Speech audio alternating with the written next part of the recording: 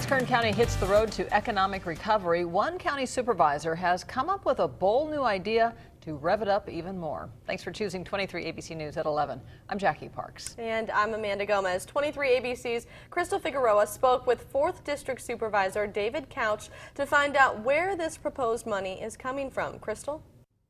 Amanda, Jackie, Supervisor Couch says the initiative would take a small portion of K-Sarah funds and invest it in Kern County real estate.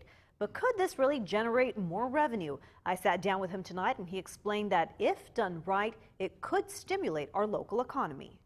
What I'm asking is that we have a policy that says it's acceptable, it's appropriate, it's okay, essentially, for us to invest a very, very small portion of that portfolio locally in Kern County real estate, for example.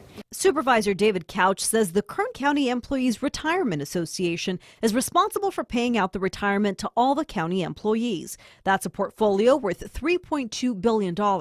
He's now asked their committee to consider taking a small percent of that portfolio and invest it locally instead of nationally. Limiting our investment of the whole fund to just 1 or 2%.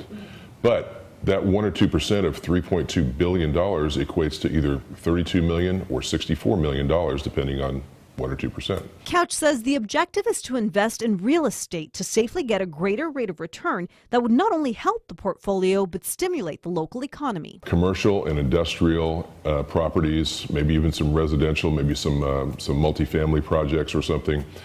We could also look at ag land or oil properties. And even though the county is in good financial health, the county has some expenses coming its way. We have a new jail we're going to build. We've got to staff that. So you're looking at probably 3 or 4 years away from actually having a facility. But at that point, we're looking at probably an additional $28 million a year to operate that facility. That's $28 million that we don't have right now, that we're not spending right now. Couch says if the idea gets off the ground, he has calculated that the initiative has the potential to inject up to $100 million in the next 10 years.